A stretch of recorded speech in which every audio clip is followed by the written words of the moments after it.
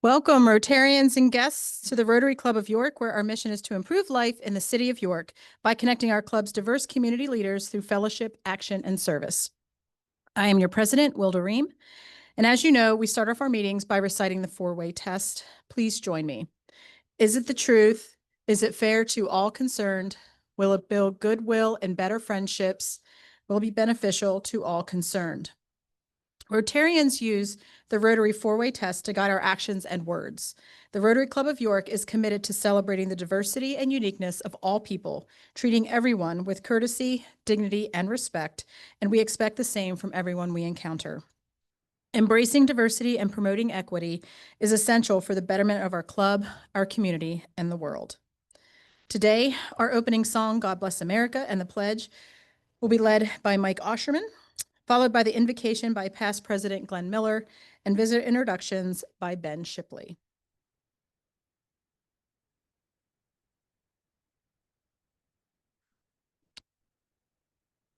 Everyone sing with me if you would. God bless America. God bless America, land that I love. Stand beside her and guide her through the night with a light from above. From the oceans to the prairies, to the oceans white with foam. God bless America, my home, sweet home. God bless America, my home, sweet home. Shall we pledge? I pledge allegiance to the flag of the United States of America and to the republic for which it stands, one nation, under God, indivisible, with liberty and justice for all.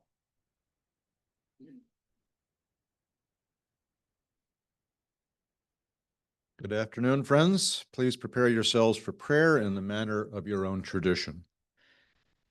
Let us pray.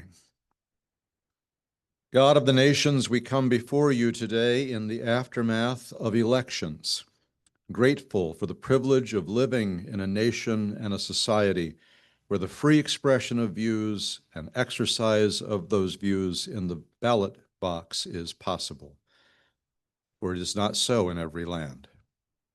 We pray for the gifts of wisdom, compassion, and a mindset of servant leadership upon all who have been elected to office, and in particular for our city's new mayor, who will lead in this place that is the heart of our club.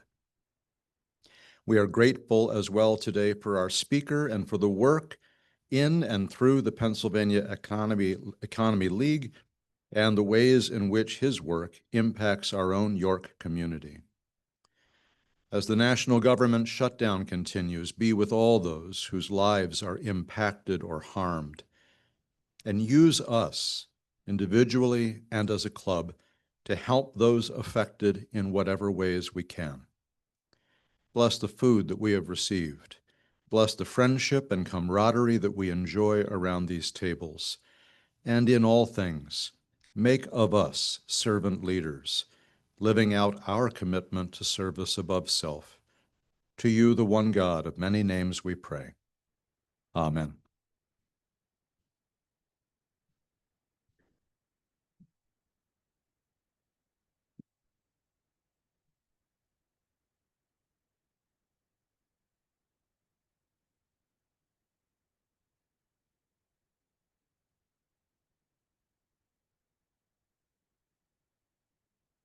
Good afternoon, Rotarians. I'm pleased to have the honor of introducing our guests for today's meeting. When I call your name, please stand and remain standing until President Wilda has welcomed you. Nick Onspach, guest of Carly Legwood. Anna Howard, guest of Carly Legwood. Lynn Shedlock, guest of our speaker. And Bernice Quisenberry, guest of Jane Schusler.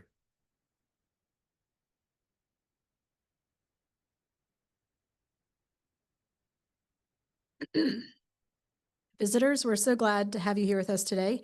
Whether this is your first visit or you're back again, it's always a pleasure to have new faces in the room. If what you see here today resonates with you, we'd love to have you consider becoming part of our Rotary family. Rotarians, please help me welcome our guests. You may be seated. Excuse me. And now for some announcements. The Rotary Grants Committee will meet on November 10th at 2 o'clock on Zoom. The PPE Committee will meet on November 12th at 8 a.m. on Zoom. And there will be no club meeting on November 26th due to the holiday. The ribbon cutting event for the Market Street Trees Project will be held this Friday, November 7th at 5 o'clock on the corner of Beaver and Market in front of Holy Hound. Everyone is invited to come out and support and celebrate this significant project for our club while we recognize the volunteers and donors. At our club, and if you haven't been down Beaver and Market, there's a nice little plaque. If you're heading south or north on Beaver, there's a nice little plaque that has Rotary's logo. Very nice publicity for us. And again, just a reminder, at our club meeting next week, we will honor all club military veterans during our annual Veterans Day observation. We invite all veterans to wear their uniforms if they choose and arrive by 11:40 a.m. so that we can take a group photo outside of the club prior to the meeting. Veterans will assemble just prior to the meeting for the parade of veterans at the beginning of the meeting. The William Penn High School JROTC Color Guard will be in attendance to present the colors. So Rotary's mission calls for us to respond in times of crisis, excuse me. And right now, our neighbors in York County are facing one. Thousands of local families rely on SNAP benefits to put food on the table. With those benefits paused due to the federal budget impasse, many are suddenly struggling to afford groceries. In response, the York Rotary Foundation has made 2 gifts to help meet this urgent need. $25,000 to the York County Community Foundation and United Way of York County's collaboration, the Nourish Now Food Relief Fund, and $10,000 to the York County Food Bank.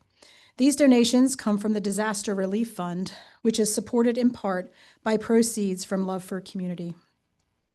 I'm honored to present these checks to fellow Rotarians Natalie Gunderson and Jen Brillhart in support of their organization's work to address this crisis.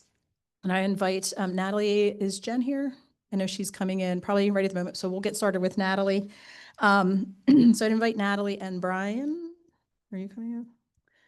Do a little impromptu here to just share a few words and receive their check. Yeah.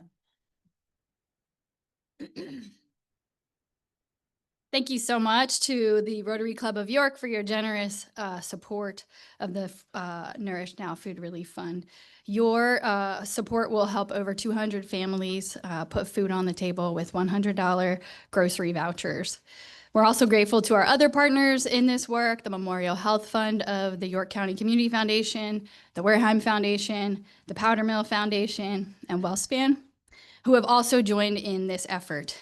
This upstream approach in partnership with the United Way allows the United Way to work directly with families and individuals, validate their eligibility for SNAP benefits, and ensure they have access to food without adding additional burden to our charitable food providers who are doing an amazing job and have been for many, many months and years, but we understand there's increased demand. We heard it even last week. Department of Human Services data tells us that about 59,500 families and individuals in York County receive SNAP benefits to the tune of $10 million per month, and an average monthly benefit for each of those individuals and households of about $176. The $200,000 raised to date within the Nourish Now Food Relief Fund is less than 2% of that benefit. Some would say that's a drop in the bucket. But for families receiving the vouchers, it is making a big difference, and it's a big drop in their buckets. United Way has received tons of messages of gratitude for this stopgap measure that the community is providing. One recipient shared, and we quote, "I can only say this was a blessing. I work full-time and I don't receive much in EBT, but it makes the difference between paying the bills and keeping food on the table. Thank you." There is some relief coming. We understand that. We're hearing that. But our understanding is that it would take weeks for the agencies to be able to respond. And when they do respond, it will more than likely be with partial benefits. This is not a political issue for us. It's about helping our neighbors, our employees, our community-based organizations who are at the forefront of addressing our community's needs. We thank the Downtown York Rotary Club for your continued community engagement, your support, and for all that you do, and we appreciate this contribution. Thank you.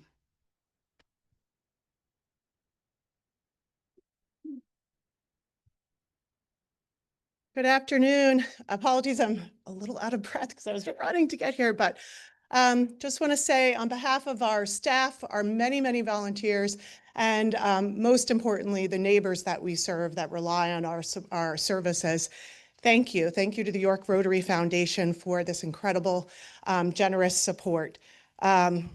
Your support, as you heard from Natalie, is coming at a critical time, urgent need, and it will have an immediate impact here in our community. Again, I'm sorry, I'm just out of breath. Okay. So the York County Food Bank, we provide thousands of individuals each and every month or each and every day. 40,000 individuals seek our services. And we do that through a network of charitable food partners. We work with over 100 partners, many that are in the room this afternoon. One that you heard from last week, the Benevolent, and we're all doing this work together. Including ourselves, we do our own programs as well, and that includes our own food pantries, our online food pantry, many, many mobile distributions, and home delivery. We're also working right now with DoorDash to provide home delivery as well. But one of the largest food distribution programs that we operate is our, again, I'm sorry, I was running. Is our drive-through distribution. And this is a massive operation, and it requires lots and lots of people to help us. Last night, we did our drive-through distribution. This one takes place at Living Word Community Church. We used their parking lot. We had over 100 volunteers helping us, which we desperately needed because we served 4,000 individuals. 4,000. Let that, yeah. The line of cars stretched to, if you've been to Living Word, you know, it's a massive parking lot. 2 big parking lots were filled with cars. The line of cars continued to go down the street. It was a visible and sobering reminder that we are in a hunger crisis. It's real. Families, though, they waited patiently. Some for hours. We started distribution at 4:30. I was told there was cars there starting as early as 10 in the morning waiting for food. But they knew that help was coming, so they were there waiting for us. Each person left. We didn't have to turn a single person away, thankfully, because we got some of our local companies helped us with donating their tractor trailers. We could not do this alone. We used every person we had in terms of our staff to make sure we got those food boxes there.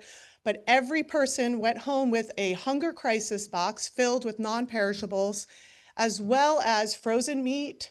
Last night, they also got dairy, which included eggs and butter, and then lots of fresh produce, everything from peppers, tomatoes, potatoes, and fresh apples from one of our local farmers here. So, and I was there last night helping with that drive-through distribution. I helped with the online, we do a registration process. And so I'd like to just share 2 stories that I heard, and that just to help us, remind us why this work is so important. The first one was a grandmother who told me she's responsible right now for 3 of her grandchildren. And she has been going without food for weeks now. She, wants to make sure that her grandchildren are eating, so she's holding back and not eating with them so that they can eat. And she was crying when she knew how much food she was going to get last night and that she was going to be able to sit down and have a real meal with her grandkids finally. And then there was a federal employee, a man who was also a father, who told me that because of the government shutdown, this is the first time he had to come out and seek services. And he told me over and over again, please, no, this is not what I want to do. This is not why I want to be here. But as soon as I'm back up on my feet, I'm coming and I am giving you a donation. Those are the faces. Those are the faces of hunger here in York County. And thanks to your generosity today, we will have an immediate impact. With with the $10,000 of your support, we are able to provide over 20,000 meals here in our community. And we're going to begin using that money immediately, which I told Wilda, apologies, but I'm not going to be able to stay. I need to get right back to our warehouse so we can continue to start purchasing food and get that food back out into this community. And just the last thing I want to say is, we appreciate your support beyond, but today is the day. If you're able to continue to give to either of these, the Nourish Now Food Relief Fund, please continue to give. If you can give to the York County Food Bank or any one of our food partners, again, we work with over 100 partners. We're all in this work together. And or give of your time. We need volunteers. So we'd appreciate anything you can do in that respect. So thank you.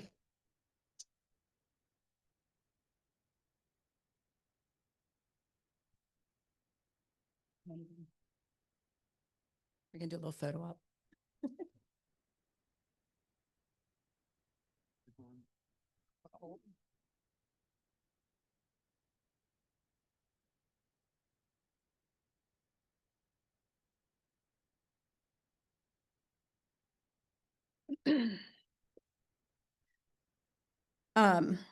Thank you, Natalie, Brian, and Jen, for the important work that you and your organizations are doing to support York Countyans during this difficult time. We're proud to partner with you in making sure that our neighbors have the food and resources that they need. As Rotarians, we know that when our community faces hardship, we step up. Today's gifts reflect that shared commitment, but the need remains great, and it will take all of us to make a difference. If you're wondering what you can do to help, I encourage each of you to consider adding your own contribution to these efforts. Every dollar helps a neighbor put food on the table. This week's announcer will include a link to donate online, or you can bring a check to next week's meeting and just note food with your donation. Together, we can help thousands of families in York County weather this crisis and show once again that Rotarians are truly people of action. And now I invite Victoria Connor to the podium for a membership engagement update.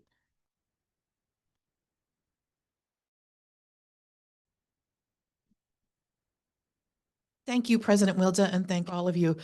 That's really a hard story to follow, just on some things that don't seem as important. But I guess a strong club really is important. And Ben, you're going to hit the slide. So my first thing is something a little bit silly, but it's our fabulous bourbon tasting. Glenn would kill me if I called it really silly, but please sign up if you're interested. There are about 40 people who have already registered and there's room for 50. So if you are interested, please join in that fantastic opportunity on December 4th. And next, you may see that I'm wearing Rotary gear. This is the last call. I'm pleased inviting you to order your gear. Next slide, please. And here's how you can do it. You can pay online. You can go into any of the Rotary announcers and Google Rotary gear, and you can have a wonderful shirt or whatever it is that you're interested in ordering. So you can read the announcement there. But the reason why I'm here today is to talk about our member survey. I want to thank everybody who took part in that. I have 5 minutes to give you quite a detailed report, so I'm only going to hit some highlights. And first, I want to thank Brian Kelly, who helped me with the survey and also our focus groups, along with Bill Hunter, who chairs the Member Engagement Committee, Courtney Piccolo and Lynn Morrison. Everyone acted as facilitators for a focus group meeting that we had last week with 19 people. But this is the results of our survey. So we had a great representation of about 85 people, fantastic diversity in age and gender. And again, I mentioned 19 participants in the focus group, and also fantastic representation, 50-50 split of gender, and a great range of people who are in our club for a variety of years. And you can see that here. we're going to go really quickly through most of these slides. There's only 3 that I'd like to really highlight. So these are just the numbers of the folks who were involved in the survey, and you can keep going. We have a high satisfaction at our club operations overall. And midday time commitment, I think, is hard for some. So you can see where people are talking about what it is that they're interested in with our club. The next slide, please. 12% of Rotarians say that the RI updates are excellent, and 87%, I think there is room for improvement. So we'll be looking at that. And 90% agree that the length of our meetings is just fine. Keep going. And we've got great agreement on the amount of time for socializing. 91% say it's good enough. One introvert says it's too much time. And 89% say that the networking time is good to excellent. And 11% want to see a little bit more of that. I had to chuckle too, because it's funny as you go through. I do want to say, though, throughout this, we had open-ended comments, and the data from the open-ended comments is very rich. Our committee has not even had a chance to review this information. So you're getting the high-level top line, and then we're going to dive deep and see where the action items are going to be. The variety of programs, everybody, 95% say they're good to excellent, and 98% says the food is good to excellent, but there's always that one. Our speakers and programs, 95% say they're great, good, excellent. 78% say the amount of service projects that we have are just right. Keep going. 78% say that our community service projects are just right, and 66% say that the international service projects are just right, and 22% don't participate. So again, we'll be looking at anybody who disagreed, said it was poor. We gave them open-ended opportunities to share why they felt that way. Keep going. We're well organized. You can see most people agree. They're meaningful. I think people think that they are, and obviously that's pretty clear. Keep going. Our club seeks input from members, and our club regularly acts on that membership. I think there's an opportunity here for communication. 81% says, yes, we do seek input, but 48% aren't really sure if the information is acted on. So we'll be looking at that. This area, this is the one slide I wanted to focus on. The club is doing enough to diversify the membership. The areas that I highlighted on the slide are communication, engagement, and underutilized skills, and a feeling of welcoming and belonging. Those are the areas that the open-ended questions said that we need to take a look at, and we will do that. And continuing on, our club works to update. Yes, 66% agree, and 95% agree that they feel welcome as a member. 95% also agree that the connections are valuable in the club, in that 92% said the value of the membership hits their expectations. The club provides opportunities. We've got 20% there who are neutral or disagree. So there's opportunities there. That's what I mentioned about, do they feel their talents are well served in the club? And I invite people, 99% they said that they do. I'm sorry, 59% said that they do, 41% don't, and 40% would like to have more time, more things to invite people to, and 60% think we have just enough. So lots of opinions, lots of information, and we're going to just keep going, and let's go right to the end. Not to the total end, but I'll tell you where to stop. Let's go to the key highlights and trends, because I only have 5 minutes to give you this. So overall, I'm just going to say the programs vary in quality. This is what we were hearing, that some speakers are excellent, others are less engaging or overly promotional. Meeting sometimes can go too long with announcements dominating, and members desire more time for Q&A with the speakers and a balance of nonprofit and business-focused presentations. This may not be new to you, but we have to figure out what that looks. And so some of the things could be just simply improving the speaker coaching and structured Q&A time, streamlining announcements and rotating meeting content, perhaps introducing more diverse and creative food options. That's for a couple of comments that we had. And again, under the popular event types, maintaining the ones that we have that are popular and organizing or offering more structured professional networking and business tours, and providing some family-friendly options. And continuing on, next slide. So everyone is very happy with the ones that the service projects that we have, but they are looking for larger, higher impact or ongoing initiatives, which I thought was interesting, and opportunities to connect our local and international service projects, which they feel are limited. Participation, as we know, is constrained by time, physical ability, and life obligations. But they are really our members are seeking broader engagement. So some of the things we might do is introduce multi-year significant community projects and some other things. So again, the committee has to flesh this out and look to the other committees on who should be doing what, and really honing in on action items for the member engagement committee. But overall, this is the final slide. There's a strong sense of community in our club. People are very proud. There's a lot of quality things that we do. I mean, look at what we heard today and the impact that we're making right here in our community. That's an ongoing thing. So really, really important. And then those are the couple of key recommendations. So this is the high-level overview of the member engagement survey. I neglected to say that right before I began, we did do a drawing. President Wilda did that drawing for the $50 gift card, and Jenny Englerth was the winner of the drawing. So that's it, and you'll hear more from us again at another time. Thank you, Victoria. The Membership Engagement Committee has been very busy. And thank you again to the Rotarians who completed that survey so that we can work to provide a club experience that you, our members, want to have. At this time, I invite past President Josh George to the podium for new member inductions.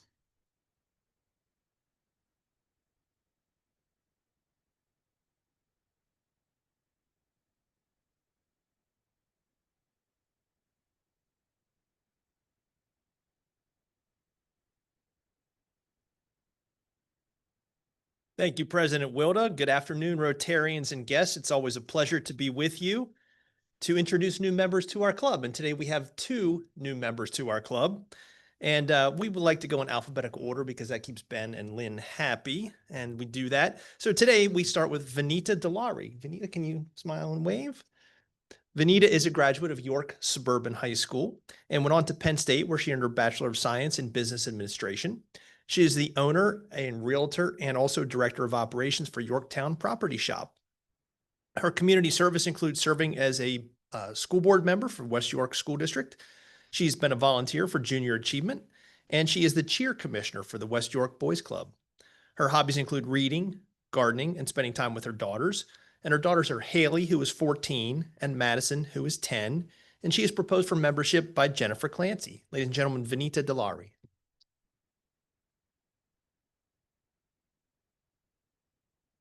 And second today, we have Cheryl Yerger. Cheryl, smile and wave. Cheryl is a graduate of Vernon High School in Vernon, New Jersey, and went on to Seton Hall University, where she earned her Bachelor of Arts in Communications and Music. She is the Chief Marketing Officer for the Exchange Real Estate Company. Her community service includes serving as the Board Vice President for Affordable Housing Advocates, a board member for the Y Community Development Corporation, and also she is a graduate of the Leadership York and Mentorship York programs. President Wood, I'm sure you're happy about that. Her hobbies include travel, and she is a past Rotarian in the Uptown New York Club, so it's nice to see her graduate to the adult Rotary Club.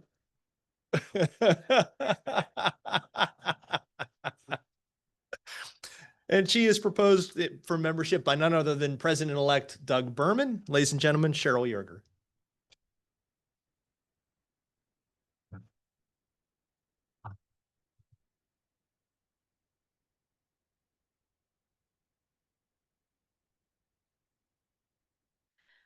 Ladies, welcome to our Rotary Club. I'm so glad that you've joined us. You're now part of a community that cares deeply about making a difference right here in York and around the world. We're excited for the energy, talents, and perspective that you bring. And I know you'll find meaningful ways to get involved.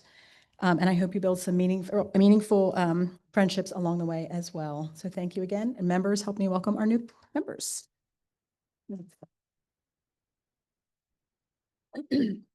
And now Tom Donnelly will introduce our speaker for today.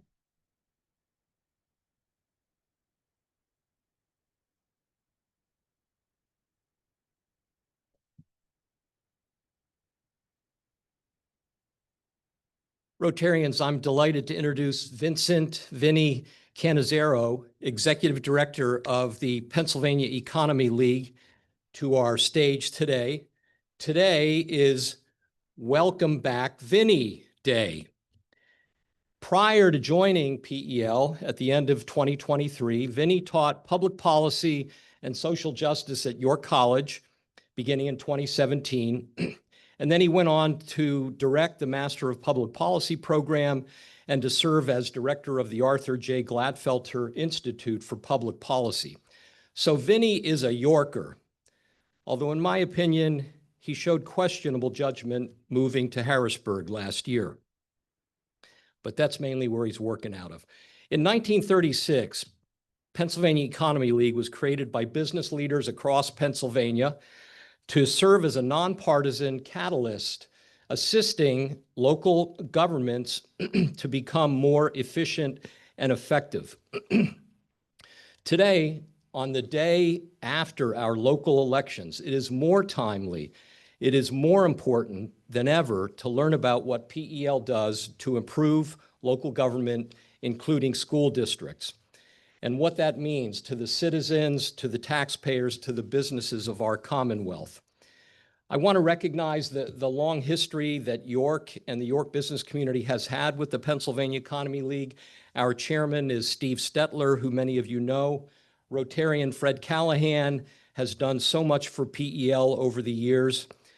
Past board member and future board member, Jeff Vermeulen, is on the PEL board. Bob Jensenius and I serve on the board. Bob is traveling today. And David Gonzalez from YCEA is a member of our York committee. Tony Campisi is also a great supporter of PEL. I'm also pleased to recognize Lynn Shedlock, our charismatic director of operations. Lynn gets the longest drive today. It's not the golf on the golf course. It's having driven down from the Scranton area to be here with us. Vinny was born in New Jersey. He grew up in Sarasota, Florida. Ever since then, he's been working his way northward, earning a BA in journalism from the University of Syracuse's Maxwell School, then a master's in public policy from York College. How could he go wrong? And then a PhD from the University of Maryland, Baltimore County. Vinny is married to Ashley, has 3 young children. Although Cannizzaro is hard to pronounce, Vinny is always easy to like and to appreciate for his can-do attitude, his intelligence, and his successful track record. Because of these qualities, Vinny was recognized last month by City and State Pennsylvania Media Group as one of Pennsylvania's top 40 under 40 emerging leaders. So on the count of 3, 1, 2, 3, please join me in saying, welcome back, Vinny. 1, 2, 3. Welcome back, Vinny.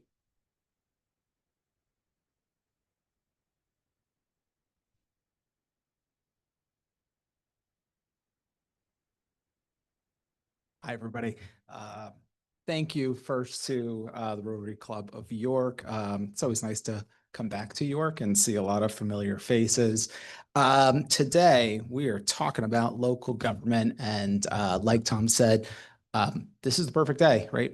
A day after local elections. A lot happened, and we're going to dig into some of it in some extent. So, about us, like Tom said, we are a 90-year-old organization.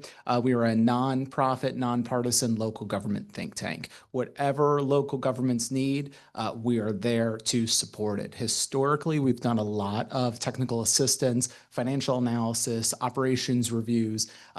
We've been in York a lot talking about home rule, so home rule commissions, but really the extent of whatever your municipalities may be going through, the Pennsylvania Economy League is here to help. We also do a lot of independent research. We are unique. We don't have a stake in the game. We want to get the best information out there to support local governments and communities in whatever way possible. So because of our nonpartisan, nonprofit nature, we get the data and the evidence to help folks make the right decisions and try and push forward those conversations about what is actually going on at the local level. Civic education, we do a lot of issues forums, and we'll come out and do talks or bring people to talk to you all. In York, like Tom said, we have a lot of experience. We've had a very long presence. We've done a lot of technical assistance, independent research. We've brought speakers. I'm going to do one more shameless plug. If you like what you hear today, come find me. I would like to get you involved in the Pennsylvania Economy League. We have a York advisory committee that we're always looking for additional folks to join on. Issues forums. Home rule, school spending, municipal pensions, property tax reform, economic and community development, municipal distress, minimum wage, state budget. We've hit on all of these over the last 20, 30 years here in York.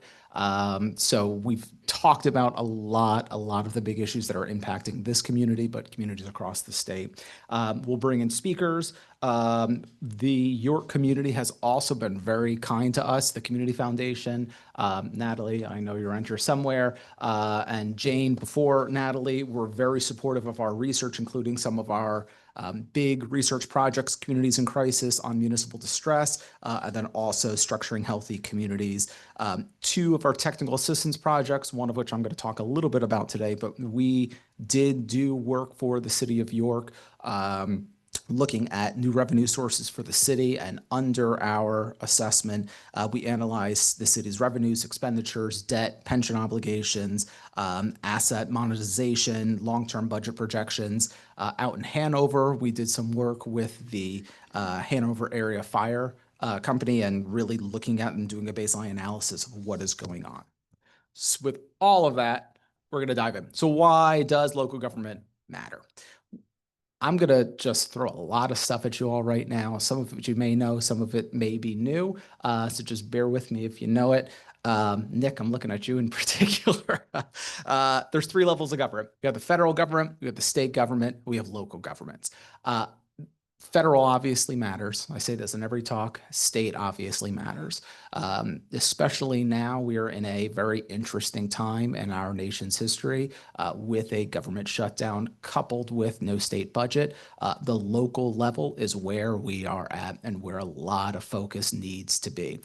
With all of that being said, too, at the local level, we're having some issues also with budget. So there could be some municipalities here in Pennsylvania that are going to be hitting the trifecta of no federal, no state, and no county budget.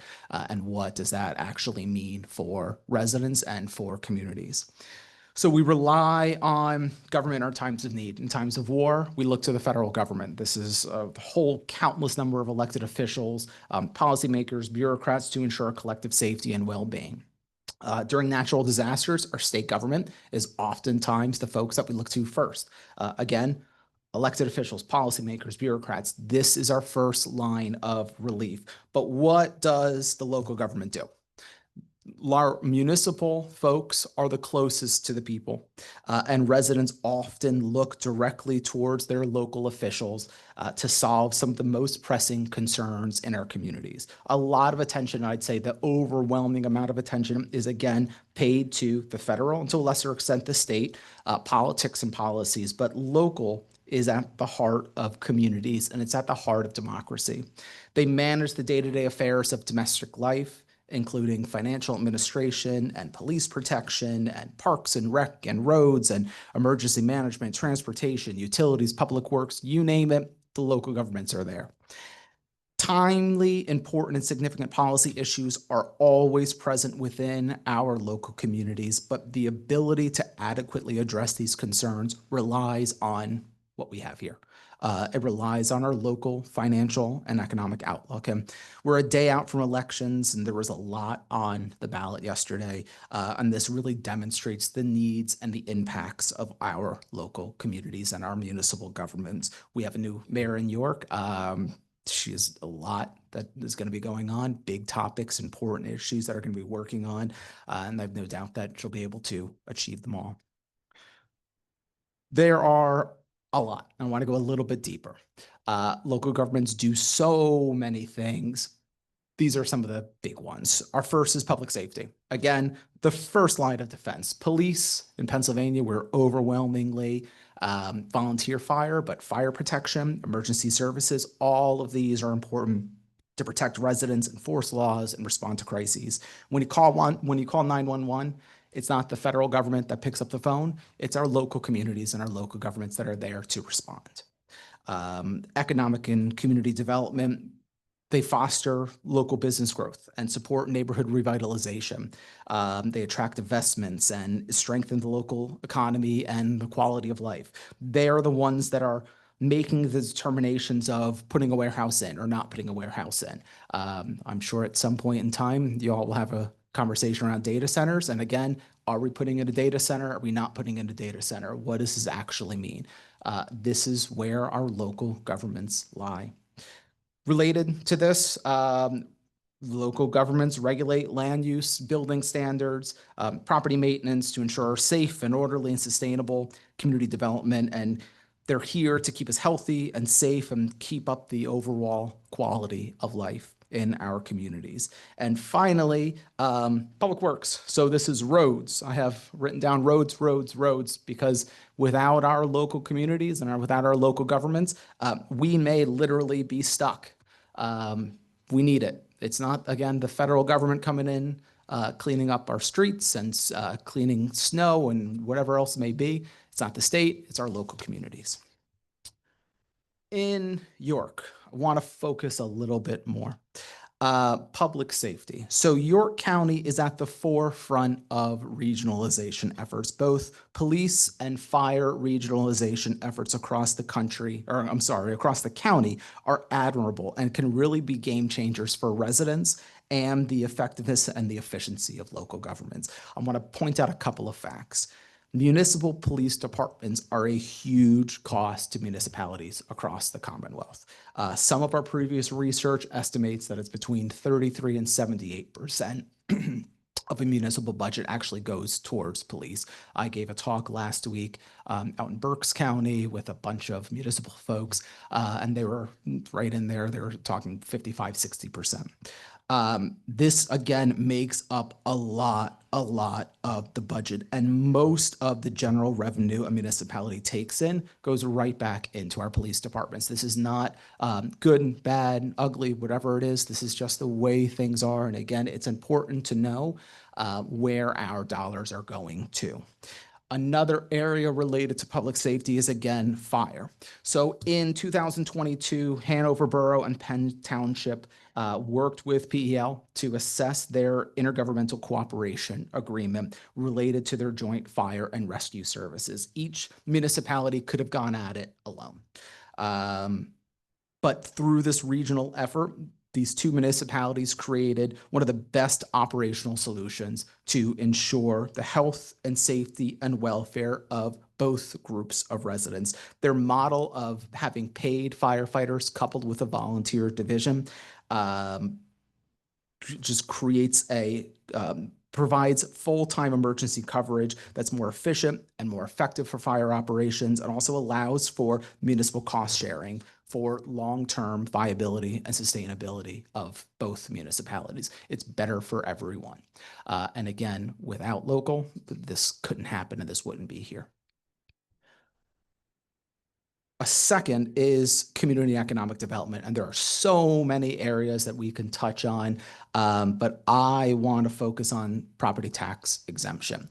When I was living and working here in York, this would come up in a million conversations with folks across the county of what's going on. We've done a good bit of research into tax exempt properties, and I want to just discuss what this actually means for York in a little bit deeper context. So tax exempt organizations, they provide really important and great value to our communities. Nonprofits like hospitals and universities, government buildings, land conservancies, they all address critical needs in healthcare and in education and housing and open space. And they also contribute to local economies by creating jobs and stimulating regional economic growth.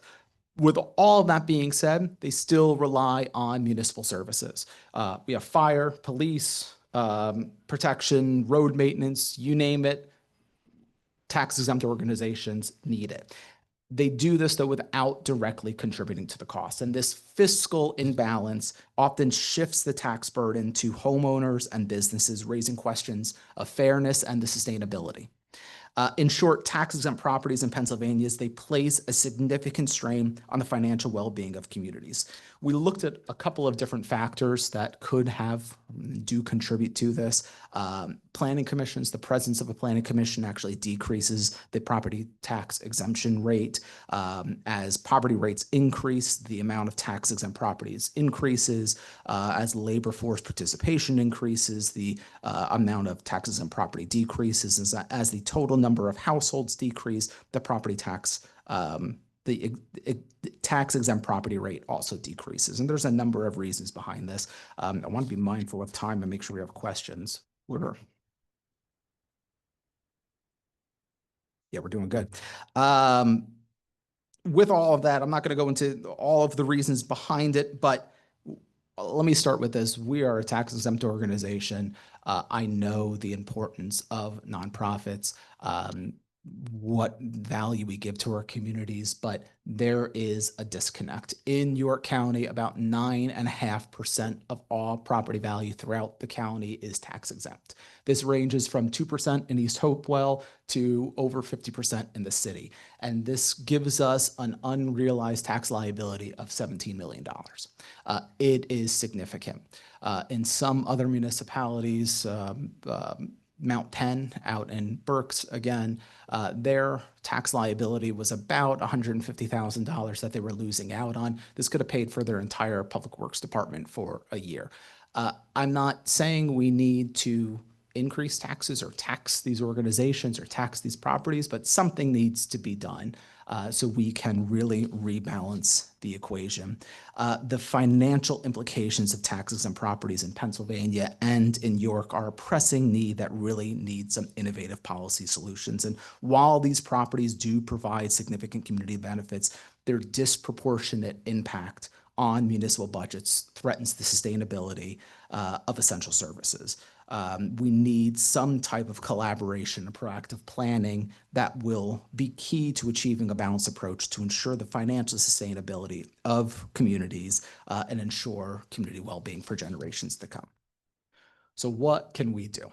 Again, as the Pennsylvania Economy League, we offer 3 general areas: technical assistance. If you work with a municipality, for a municipality, care about your municipality, we are here to help and support you.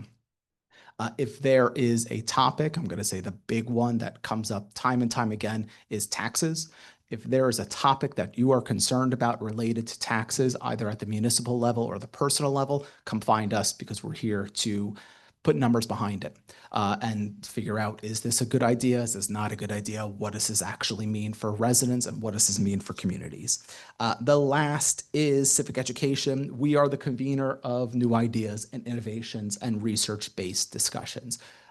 I do not like talking about politics. And what we desperately try to do, and I think we're pretty successful at achieving it, is using an evidence-based, data-driven approach to everything. There's going to be times where maybe me personally, I don't like a recommendation, but if the numbers are behind it, that's where we have to go. We need to be really thinking about the data and the evidence to make good policy decisions.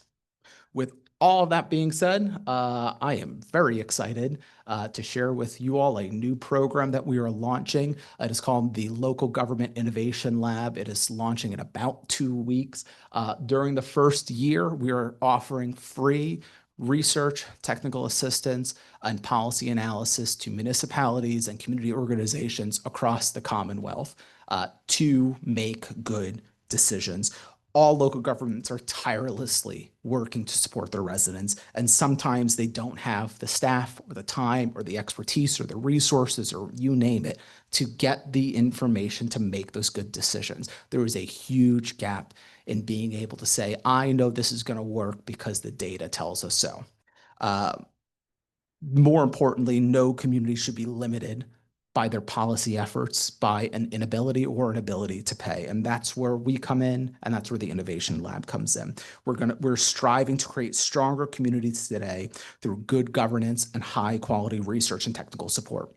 Our program is designed to provide municipalities with expert policy research and analysis and technical assistance. And this program is going to give practical solutions that these folks need to make smarter decisions and stretch limited resources and avoid costly mistakes. During year one, again, we're going to be offering up to at least one in 5 regions across the state of policy support. We're also going to be completing independent research on a statewide issue. Right now, it's looking like taxes. And we'll also be doing a big overview of what it means to be a local government in Pennsylvania. Some examples of the work, I want you all to bring this back to your organizations and communities. Police, I talked to a city here in Pennsylvania, and they went through a big strategic assessment, and their consultant said, you got too many police, you got to get rid of some. Their council president said, absolutely not. Our residents hate this. We don't like this. And they came to me and said, what do we do? And I said, this is an answerable question. We can do an assessment, look at the number, say, do you actually have too many police? Do you have the right number of police, or do you actually need more police? These are the types of questions that need good data behind them. And a lot of times our local folks just don't have the resources to be able to effectively answer them. If you want to get involved, there's a lot that you can do. You could spread the word about us. Come find me. I would love to talk to you all more, get you all involved with the Pennsylvania Economy League, get you all involved with our York Advisory Committee. You can also be a funder. We're always looking for additional resources to support this work. And I think that's everything I have. Yeah, if there's questions, I think I'm doing okay on time. Yep, Wilda? Good. Questions about local stuff? Thank you.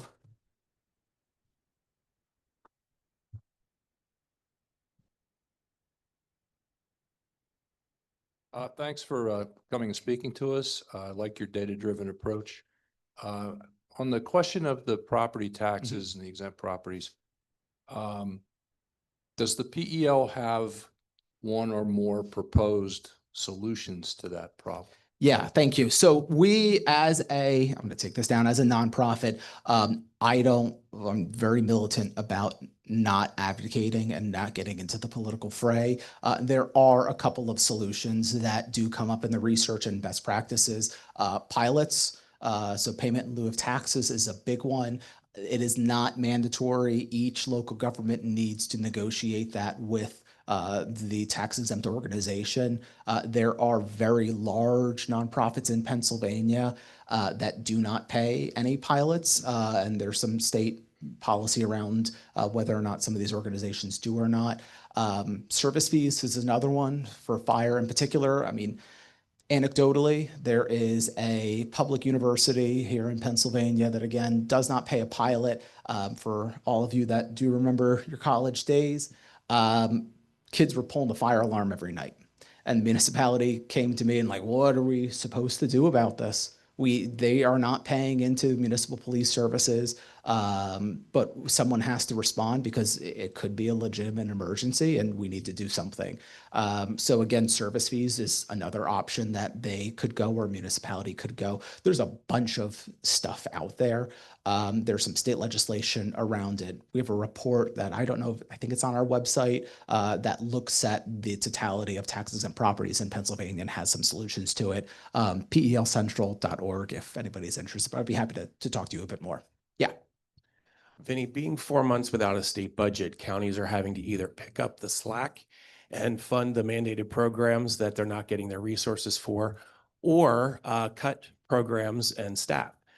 So my elected colleague and I have decided to not send our state dollars to the state and face whatever sanctions might come across in that regard until there's a state budget passed. I'm curious if any other county RAW officers have made similar have had similar conversations and have made a similar stand? Yeah, Brian, I don't know, but let me say that this is a real problem. We have for years talked about the imbalance between revenue and expenditures. Our revenue, county or municipal, is flat and it has been flat. Based on some of our other research, the big one is it's not 1965 anymore.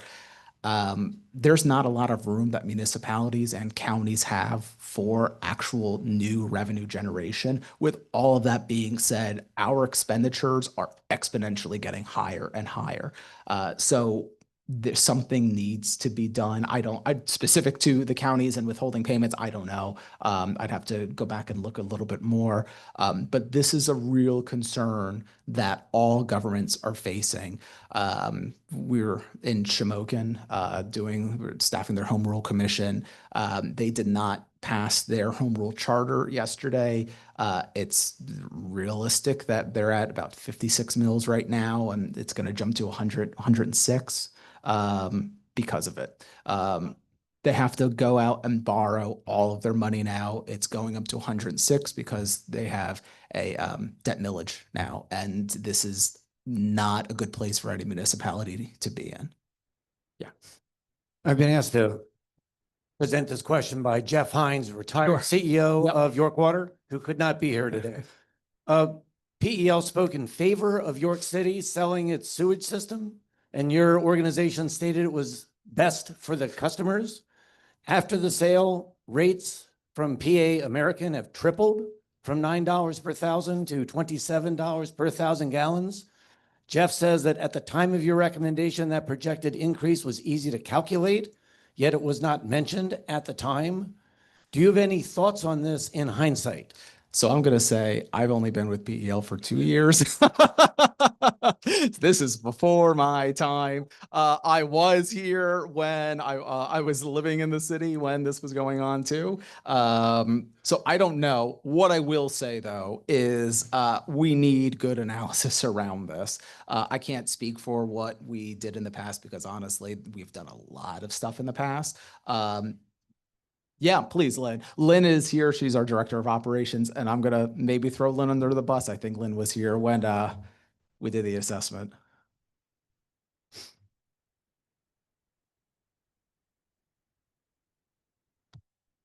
We got 1 minute too. Hi, everybody. So yes, we were involved in that. However, and I was not involved in that particular section.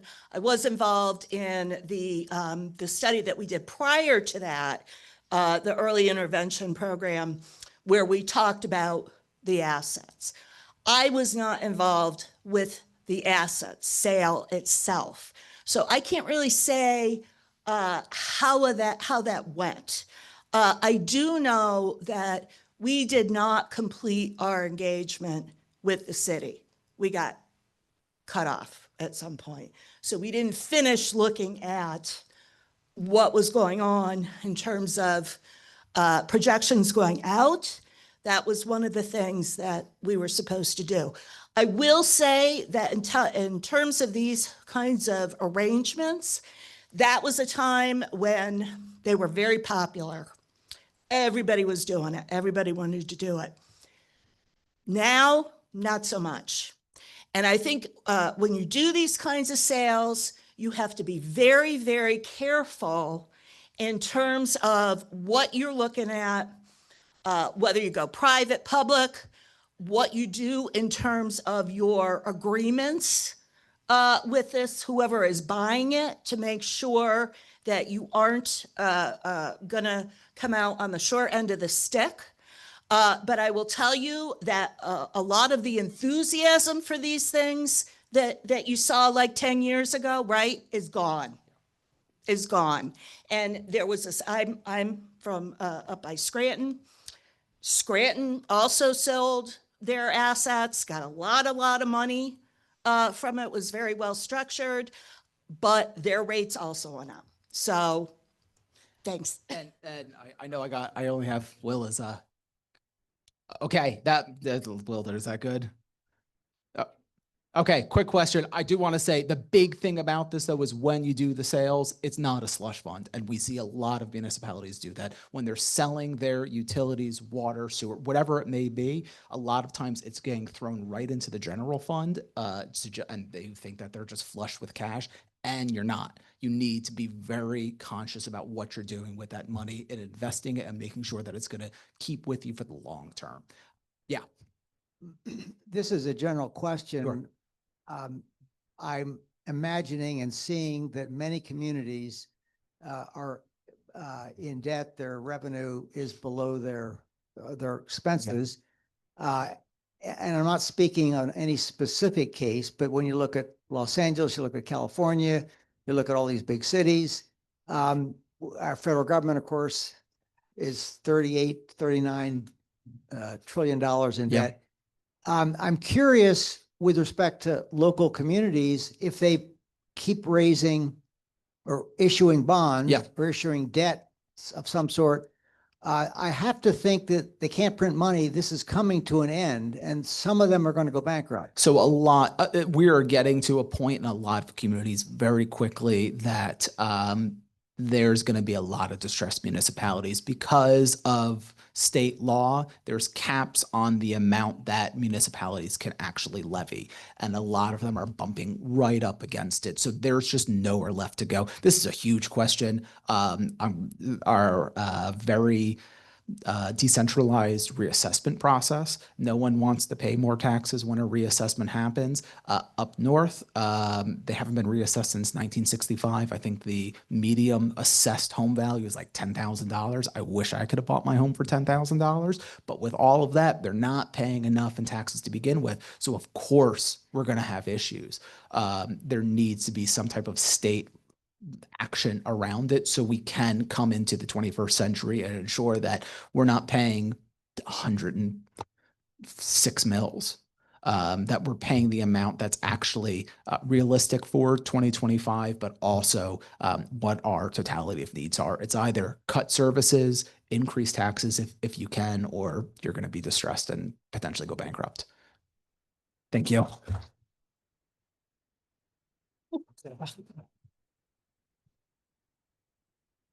All right. Thank you so much, Vinny, for sharing such invaluable insights and helping us to better understand the challenges and opportunities facing our local governments and how they directly affect our communities, businesses, and quality of life. So if you didn't already know, our local elections are very important. Your work at the PEL has clearly been making an impact, and we appreciate you taking the time to share that with us today.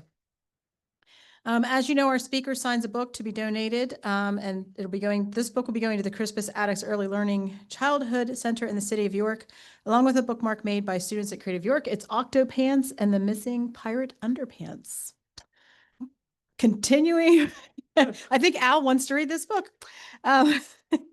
Next week, we will hear from Tony Aquilina, Executive Vice President and Chief Physician Executive for the WellSpan Health System. He will be speaking about the new WellSpan partnership with the Lewis Katz Temple Medical School to bring a medical school campus to York County.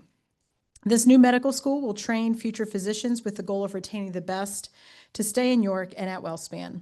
The first class of approximately 40 students at the new campus is expected to begin their studies in August of 2027 and graduate in May of 2031. And then just before we go, I just remind you again from what we said earlier, if you feel so led to make a donation to the organizations that are working so hard with our local humanitarian crisis going on. If you've never been there in that place of whether or not you're feeding your family or paying the bills, consider yourself fortunate. So I just, sorry, would encourage you if you're felt led to do so, to support these organizations and support our fellow York Countyans, many of who are dealing with this, who've never had to deal with this before, who are humbled because they have to ask for food to feed their families. And again, a place that many of us are fortunate they've never had to be there. So with that, this meeting is adjourned. Great job. These good questions too. Yeah, they were.